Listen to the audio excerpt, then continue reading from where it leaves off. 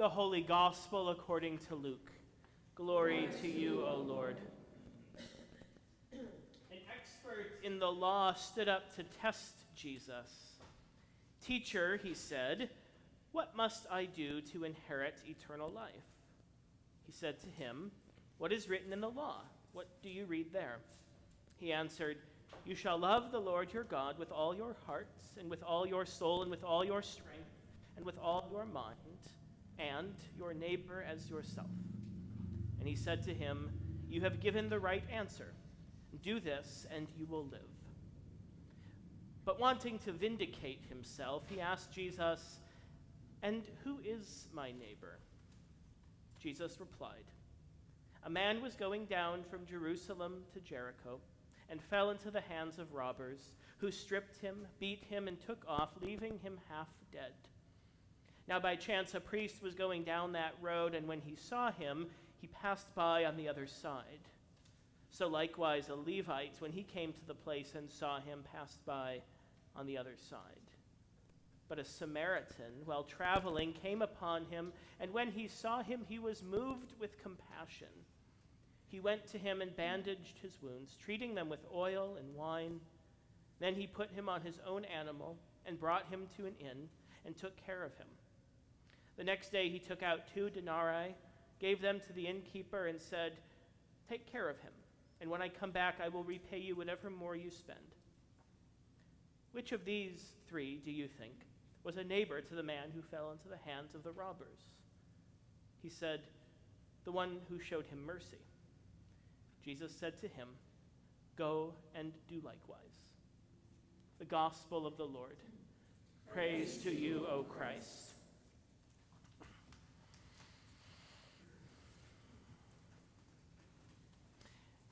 In nearly 7 years of ordained ministry, you might be shocked to learn, as I was, that I have apparently never preached on this parable before. This parable of the so-called Good Samaritan, as our Bibles often title it, even though he is never actually called good in the parable itself, but you all know how I feel about those pesky made-up titles in our English Bible translations by now. This parable, so well known in contemporary culture that we've named hospitals and other helping organizations, and even laws and legal protections after its title character. This parable, so ingrained in our minds from our earliest memories in Sunday school, with its deceptively simple lesson whittled down to a morality story. Be like the Good Samaritan. Don't be like the priest or the Levite. Be a good person. Do the right thing. It's difficult to reclaim the original scandal of this parable, how it would have sounded to Jesus' original hearers, mostly the Jewish people, to hear a story about 2 of their own, a priest and a Levite, who should know the law and do the right thing, only to be met with this Samaritan, so divided as they were by religious beliefs and practices and ethnic and cultural identity. As one of my favorite biblical scholars, Debbie Thomas, who is long overdue for a Pastor Josh sermon shout-out, summarizes, by the time Jesus told this story in first century Palestine, the enmity between the Jews and the Samaritans was ancient, entrenched, and bitter. The 2 groups disagreed about everything that mattered: how to honor God, how to interpret the scriptures, how and where to worship. They practiced their faith in separate temples, read different versions of the Torah, and avoided social contact with each other whenever possible. Truth be told, they hated each other's guts. Imagine, if you will, a few 21st century comparisons. A progressive socialist Democrat is robbed, and a far-right MAGA Republican saves their life.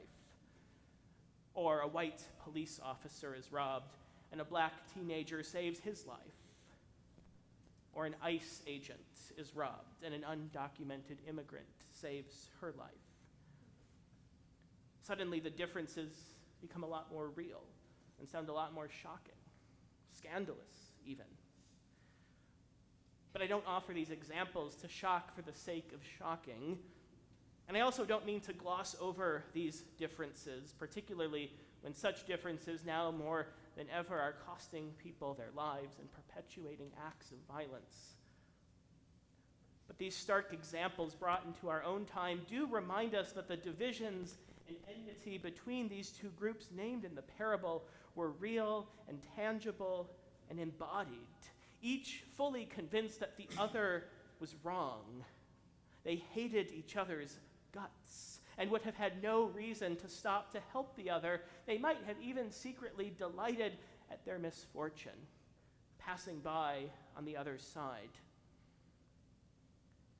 It is into this enmity that Jesus speaks a challenging word, moving from the theoretical commandment on the page, love your neighbor as yourself, to a real-life, flesh and blood example.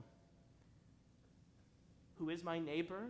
The legal expert asks, probably more hoping for an answer to the question he actually wanted to ask: who is not my neighbor?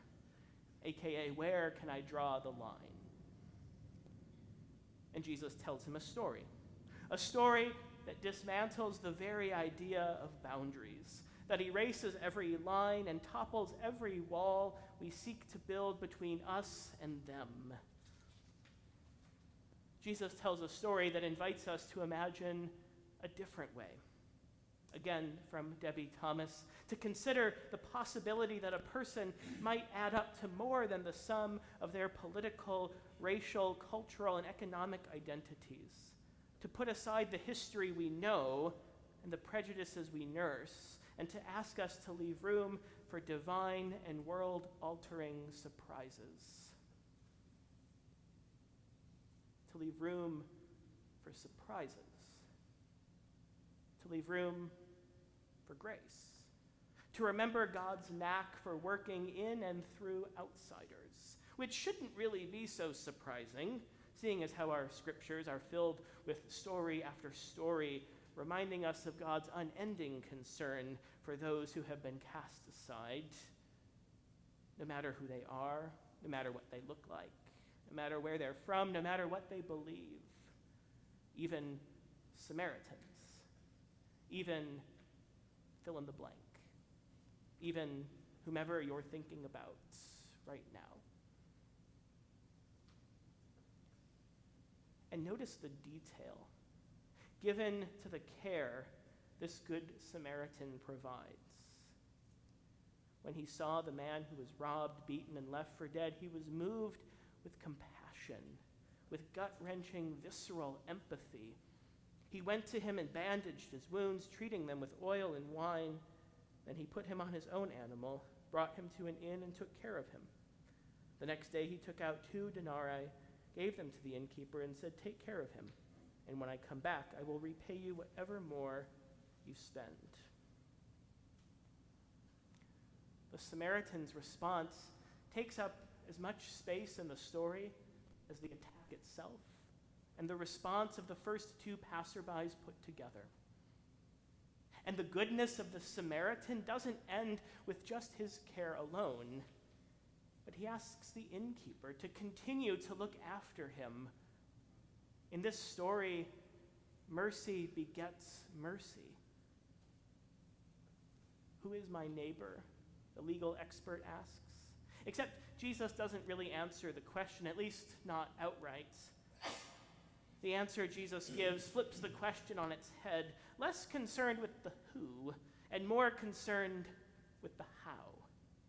Your neighbor is the one who is moved to gut-wrenching compassion, who takes notice of the one who has been beat up and left for dead, who binds up their wounds, who takes responsibility for their care, and who ensures their ongoing well-being without any regard to their social, ethnic, or religious identity or background. And so the parable ends as it began, with a question redirected back to the one who asked the first. Which of these 3 do you think was a neighbor to the man who fell into the hands of robbers? To which the legal expert, who still can't bring himself to mutter the word Samaritan, has to admit the one who showed him mercy. It's a lot easier said than done, this mercy thing. A far cry from a simple Sunday school morality lesson, perhaps captured best by the popular internet meme depicting Jesus teaching the crowds, "Love your neighbor," he says, to which someone in the crowd responds, "But what if they're fill in the blank?" The variations are many, but Jesus' response is always the same. "Did I stutter?" We would love for Jesus to stutter, to give us an asterisk, to set some sort of limits in his answer to the question, "Who is my neighbor?" Instead, what we get is a Jesus who doubles down, teaching us less about who is a neighbor and more about how to be a neighbor. Love your neighbor, just like this. Go and do likewise. Love your neighbor extravagantly. Love your neighbor, no exceptions.